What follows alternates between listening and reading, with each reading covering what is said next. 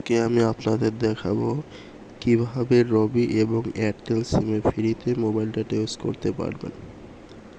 ফার্স্টে play store থেকে একটি অ্যাপ ইনস্টল দিতে হবে। অ্যাপটি হচ্ছে HTTP কাস্টমে, এই অ্যাপটা ইনস্টল দিতে হবে। আমার আগে থেকে ইনস্টল দেওয়া আছে, আপনারা ইনস্টলটা দিয়ে দিবেন। তারপরে এটা করতে শুধু রবি এবং এয়ারটেল সিম হবে। আমার ওয়াইফাইটা আমি অফ করবো। এখন এয়ারটেল সিমের ডাটা অন করব। মোবাইলে কোনো মোবাইল ডাটা থাকা লাগবে না, এমবি থাকা লাগবে না। জাস্ট ডাটাটা ওপেন করব। ওপেন করার পরে আমি ডেসক্রিপশনে বা কমেন্টে একটা ফাইল দিয়ে দিব।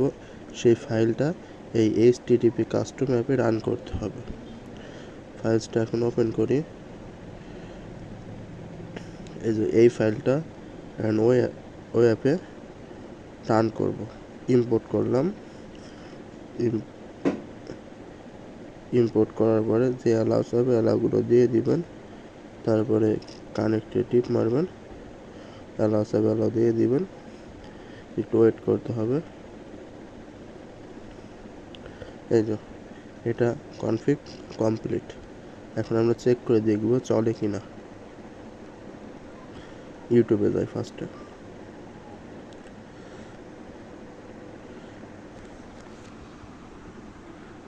এই যে দেখেন চলছে, এটা 100% চলবে, 100%। আর যদি কারোর এটা করতে না পারেন আমাকে ইনবক্স করবেন বা পেজে বা মেসেজ দিবেন, আমি এটা শিখাই দিব। এরকম দেখেন চলে কিনা। 100% চলবে। কোনো মোবাইলে কোনো ডাটাও লাগবে না, কিছু লাগবে না, জাস্ট ফাইলটা হচ্ছে রান করতে হবে। একদম ভালোভাবে চলবে, আনলিমিটেড চালাতে পারবেন। এখন দেখি ফেসবুক চলে কিনা।